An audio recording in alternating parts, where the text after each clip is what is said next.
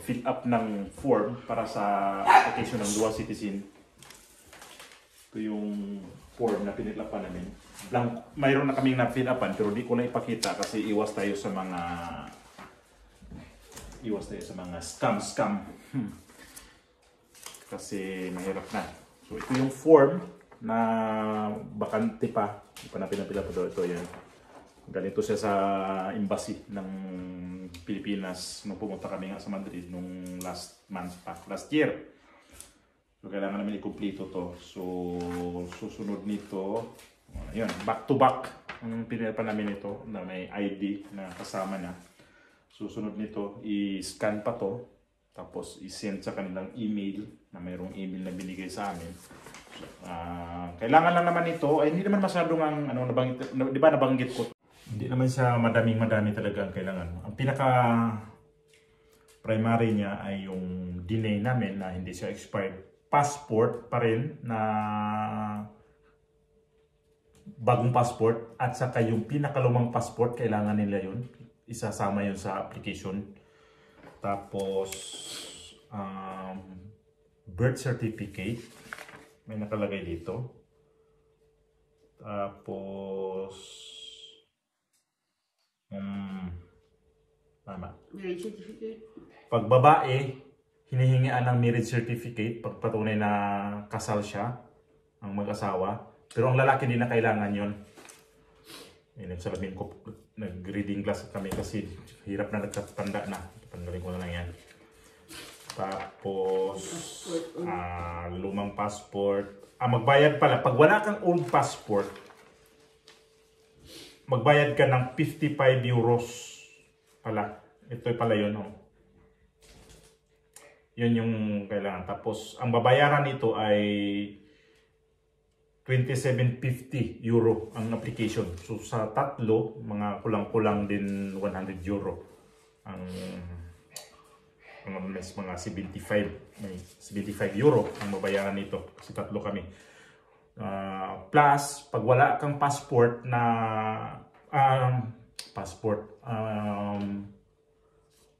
old passport, magbabayad ka ng 55. So buti na lang kami, mga passport namin, nandito yung pinakaluma namin. Hindi namin yun tinapon or iniwan sa Pilipinas. Nandito kasama. Nandito pa rin sa Espanya. Dala pa rin namin. So ito yung ID ko na parang... Kailangan pa rin natin mag-ano ng apat pa rin. Separate ng ID 4 photos, recent passport ID size. ko na parang may malnourished pa ko niyan. Kailangan di pala ng 4 photos, recent passport size. Kaya nga, kailangan yun. Alam mo kung para saan yung 4? Sa application ng yun, sa passport at saka sa Ayun, sa passport. Pero hindi pa yan natin siguro.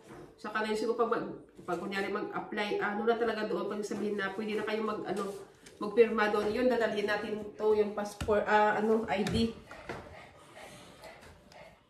Malamang. Kasi ito, isi-send to sa email. Tingnan natin kung anong kulang o aprobahan. Hindi kung kulang, naman sila mag-email kung anong kulang. And then i-send natin ulit kung anong mga kulang pa nito o anong hihingin pa nila. Antayin pa namin yung reply nila. So tama-tama to na namin to. I-submit to namin ngayon kung kayanin to para bukas meron na silang sagot kung ano talaga ang magiging resulta nito. Kasi tama-tama nga to pag itong iniro na to, medyo matagal-tagal pa yung namin, yung ulit na sobrang busy kasi by February pa. Itong buwan na to, pero mga mga 21, meron na kaming schedule na naman ng trabaho sa Portugal. Kaya tama-tama namin to, iprosige namin tong linggo na to para just in case man tawagin kami sa embahada, pwede kami makapunta. Check namin to kung kilikunin mo na yun, ano yung mo nito? Yung pang-scan mo. App lang. App nyo. Di mo na sa app. Kunin na rin yung yung mga birth certificate at saka yung passport, yung pinaka-passport, pinakaluma kong passport na yun ang dapat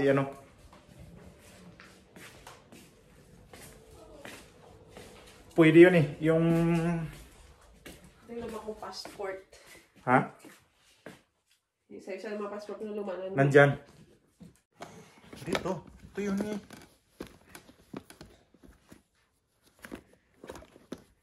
Kapit. Naka ano yun eh.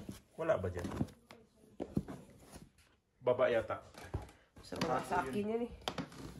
Dito sa ano isa. Ayun. Ilang passport? Ano kan dyan passport ni Kay? Ito sa'yo. Kanino ini? Ito sa akin to. Ito pinakalumang-luma ko. Ito sa'yo din. Ay, sus. Hindi na ipabagsak. Naano sa kamay ko. Hindi ko ba binagsak yun, ano? Oh, hindi. Kita ko. Naano na sabi ng kamay ko. Daliri ko, nasabi, ano? Nasabit sa kaliri ko. Pangaho. Ikaw. Ano ka? Asa na yung passport mo, Kay?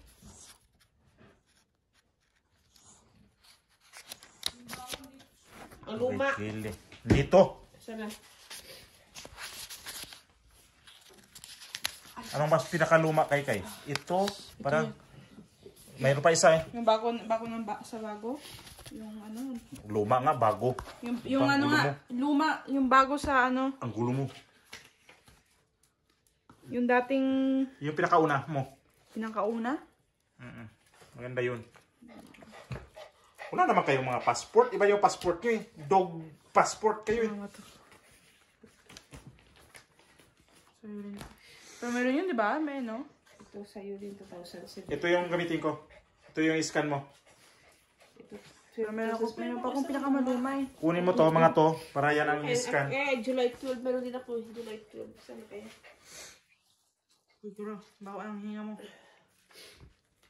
Pero meron ako ano eh, luma eh.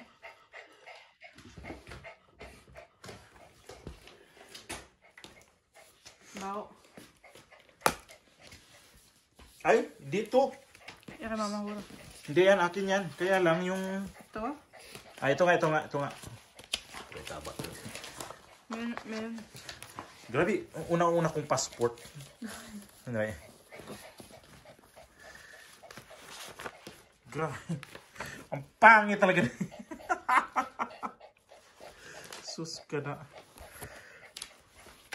Ngayon ko rin. Tsura. Sabi yan, pinakauna yata doon sa Pilipinas. Ito yung una kong passport Yung sa na... akin? Yung sa sa'yo. Pero yung sa'yo, yung sa akin dito eh. Anong passport yan? Kinuha to noong 2008 pa. Yung unang talaga pagdati ko dito. Ano yan? Saan? Nandito yun sa'yo. Ito yung passport na pinakauna kong passport talaga na bago kami nagpunta dito. Kasama na, nandito yung ano, yung visa namin. No! Inisyon kami ng visa sa embassy ng Espanya. Nag-apply kami ng ano nito noong 2000. Stay.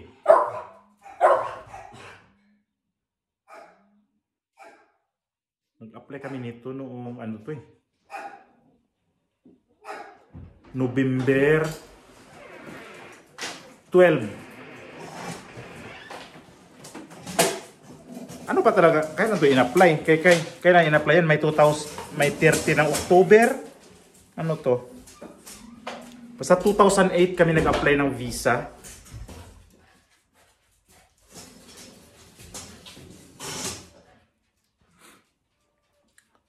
So hindi kasi Oo, October 30. October 30 no, nag-ano. Ayun, nag-apply kami ng October 30 ng ano visa. Tapos parang valid na to siya ng ano hanggang ano to siya? December. So pagdating namin kaagad dito, dumaan kami kaagad sa ano, sa may security, sa may opisina security. Doon na kami, kinuhaan na kami ng numero din doon. Ayan.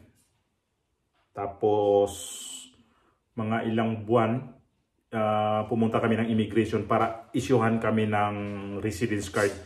So kada ano yata yun, every 2 years magre-renew. Yun, 2 years. I-renew tapos susunod naman 2 years ulit. Tapos nagiging 3 years yata yun, nagiging 5 years. Pag nag 5 years ka na, ang tawag yun ay ano ka na, parang permanent na dito. Ang ano mo, visa mo, permanent residence. Kailangan kagaya sa atin na hindi tayo nag-dual citizen pa, kailangan kami dito ng every 5 years ka mag-renew kami ng ano, mag-renew kami ng residence card para tuloy-tuloy. Pero ang kagandahan lang pagka mayroon ka ng residence card, pagka ano ka na, hindi ka na sa atin kasi pag bakasyon dati, pag every 2 years ka kukuha ka ng OAC para sa pagbalik mo. Pero pagka nagiging 5 years na yung residence card mo, hindi ka na kailangan dadaan ng POAA ulit. Sa ngayon kasi hindi na POAA ang ano doon, yun yung DMW, yung Department of Migrant Workers. Doon kami dati dumadaan pa pag tuwing bakasyon. Hassle din yun kasi kailangan pupunta ka doon, kukuha ka ng OAC ulit, tapos pagbalik mo yun ang kukunin naman ng immigration yung OAC mo. Yun yung exit mo na naman sa Pilipinas. Dapat pala yung bagong passport kailangan kay mama mo. Nakalagay yan dito eh. Yung nandyan, di ba? Nakalagay yung kailangan yun. Saan ba yun? Old passport, Spanish passport, and then pero bakit ano? Isama na rin yung mga passport na ano, Bago. yung bago.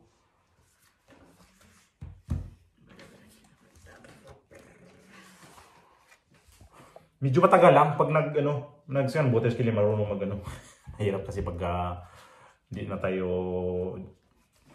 kasi tayo sanay sa mga ganyan. Kailangan yung pala bago. Wala naman dito nakalagay kay. Bakit may naka-Spanish passport? Paano ko Spanish passport? Wala pa nga tayong Bakit hinay-like niya? Ewan. Wala pa nga tayong passport ng Di ba yun ang sabi niya pag na-aprobahan to, isyuhan na tayo ng Spanish passport. So ito yung mga kailangan namin na i-submit yung i-submit dun sa embassy ng Pilipinas. Buti na lang pwede pwede i-email. Nung pag namin doon, i-send lang daw sa email nila. Tapos titingnan nila okay na, aprobado na. Siguro sila na mag-schedule kung kailan kami pwedeng pupunta doon. Sana maaprubahan to. Yung apply namin ng dual citizen.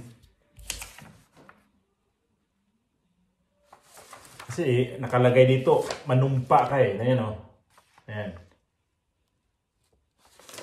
Bagay, pwede naman namin to. Pagka schedule kami kung kailan kami pupunta doon, makuha naman to namin kaagad-agad ng isang araw kasi kung aprubahan to, pupunta na lang kami doon para sa tawag ay oath of allegiance sa dual citizenship na 'yon. Baka matsambahan nyo to mapanood tong video na to doon sa mga kagaya sa amin na nandito rin sa Espanya na gusto mag-apply ng dual citizenship. Ilagay ko yung mga requirements sa aking description box para masundan nyo kung baka interesado rin kayo mag-apply ng dual citizen. Doon ko ilagay pati yung babayaran at saka halimbawa kung walang basta ilagay ko doon lahat ng mga detalye doon sa aking description box para masundan nyo kung ano yung sa kailanganin. Sana nga ma-aprobahan to para sabagay iba-vlog ko pa naman din kung ilang ma-aprobahan to o hindi para masundan pa tong video na to. Tinignan ko kasi yung mga passport namin nung dati pa na ito yung kay Kelly na una-una niyang passport. Wala siyang mapansin natin, wala siyang iba talaga yung niya dito. Yung mga dito niya. Yung dito kasi parang may sa ngayong bago kasi may mga guwit-guwit na nag-iba na yung ito yung bago. Ayan. Ito tingnan niyo yung dito. Nag-iba na. Tapos ito sa baba, mayroon ng ganyan. Yung isa wala. Ito yung luma. Oh. Ayan. Oh. Wala siya, di ba? Ito yung pinagkaiba na ngayon sa lumang passport at saka yung mga bago na. Ito kasing passport namin na bago na inisyo to nung 2021. Expired to siya ng 3031. So 10 years na yung validity nito. Dati kasi every 5 years din yun ang mag-renew ng passport. Buti na lang ginawang 10 years. So ang laking ano yun ang laking okay yun Tapos matawa ka lang dito sa mga mga picture pang luma. So isa pa yun, yung mga passport nating luma, huwag niyo itapon yan. Itago niyo na lang, pwede niyo gawing koleksyon sa ano niyo kasi Ito rin, ano? balang araw baka kailanganin ng mga lumang passport. Pag may mga passport kayong hawak, at least nandyan lang nakatago. Pero pag kayo naman ay may hawak na passport, huwag niyo hayaan na expired na, di niyo i-renew. Renew niyo para i-renew pa rin para kahit di kayo nagta-travel, malay mo biglang magka-travel kayo. At least may passport kayong hawak na naka-ready na. Huwag yung hayaan na porque expired na di niyo i-renew, sayang. Kasi napaka-importanting dokumento ang passport. Saan ka maghanap sa atin sa Pilipinas? Kukuha ka ng ID, pero hanapan ka ng ID. Dito, pag kailangan ka ng ID, hindi ka na hanapan pa na saan yung kukuha ka ng ID, saan yung ID mo. Iba dito. Sa atin lang talaga, hindi ko maintindihan eh. Pag nagkuha ka ng ID, halimbawa passport, hanapan ka ng valid ID. Kaya nga kumuha ka ng ID kasi wala kang ID. Valid ID pala. Dito kasi pag nag-apply ka ng mga valid ID, mga passport o residence card, ID picture lang talaga. Tapos detalye mo, yun lang. Yun, unahin mo itong siya.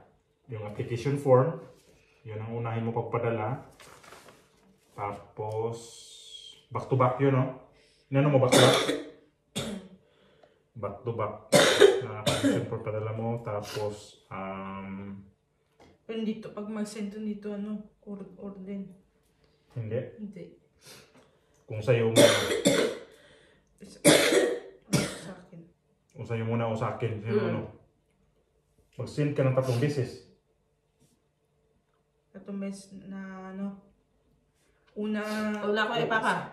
Lahat yan nagkuno ko. Para di magulo. Hindi daming email. Ha? Madaming email. Kada kada form. Hindi. Kada yung form mo tapos sabay yung mga lahat. Oo. Oo. Paano burahin? Ano ba yan kay? Mag-opisina ka na nga para madiskartihan mo.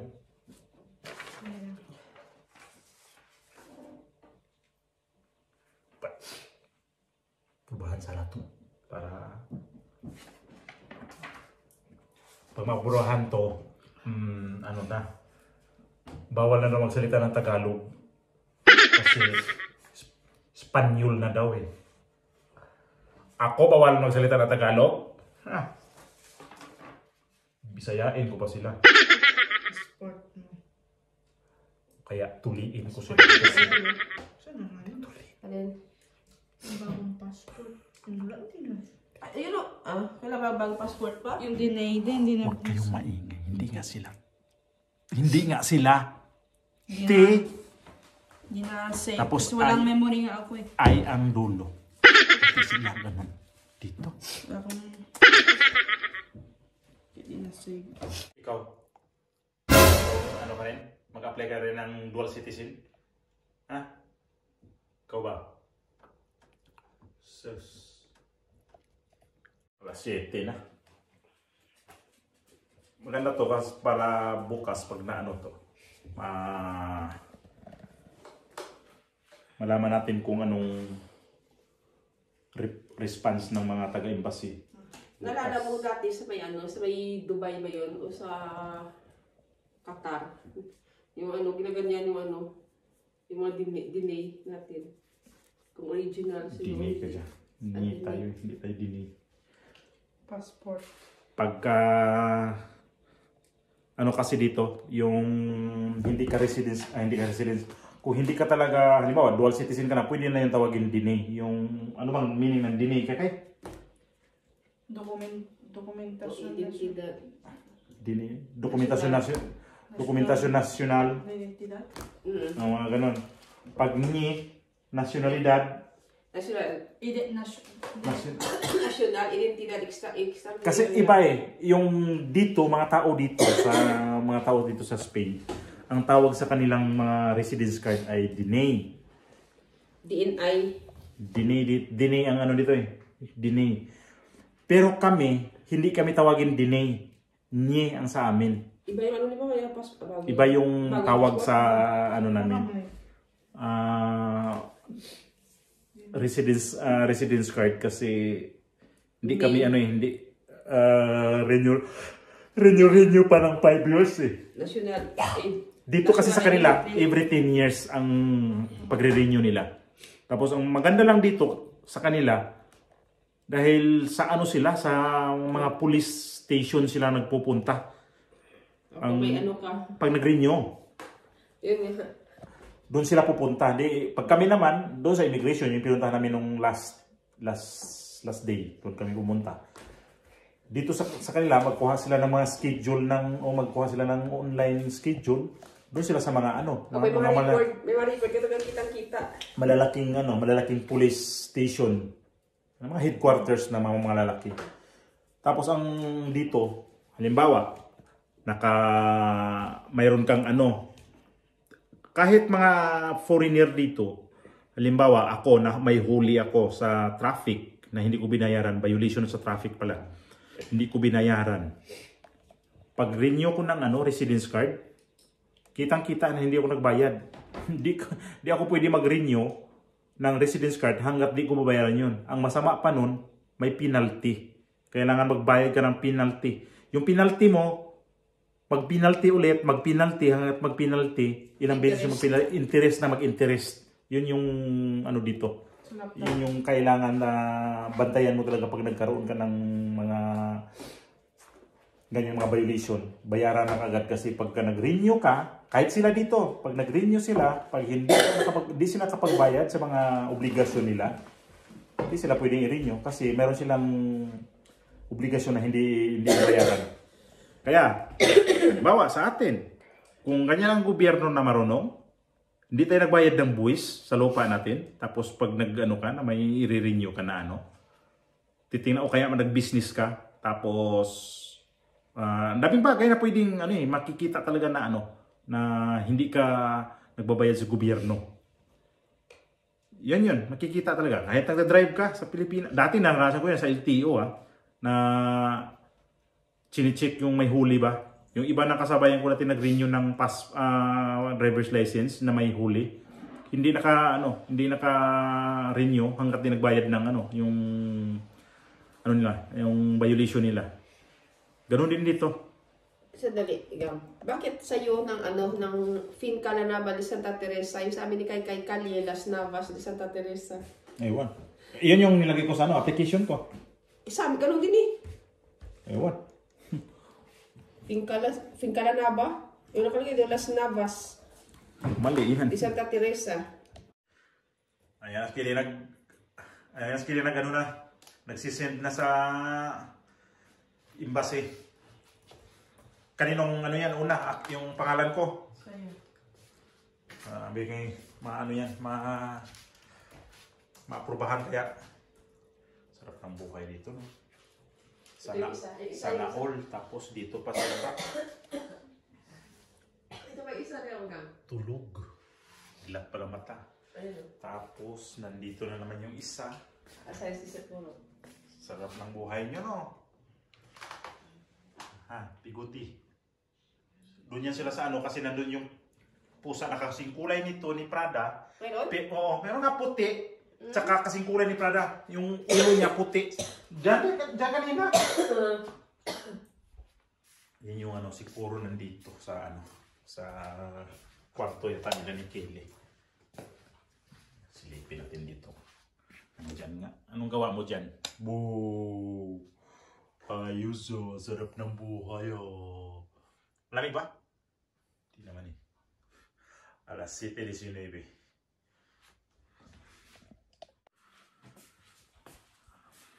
So abang-abangan natin kung siguro naman mga next week malaman na namin yan kung aprobado o may kulang na dokumento. Next week malalaman yan kung anong mangyari. So video na to hanggang dito na lang. Sunod-sunod nating pagkikita ha, sunod-sunod. Okay, wait. Ano na lang namin to? Putol na tayo, putol na. Salamat. God bless.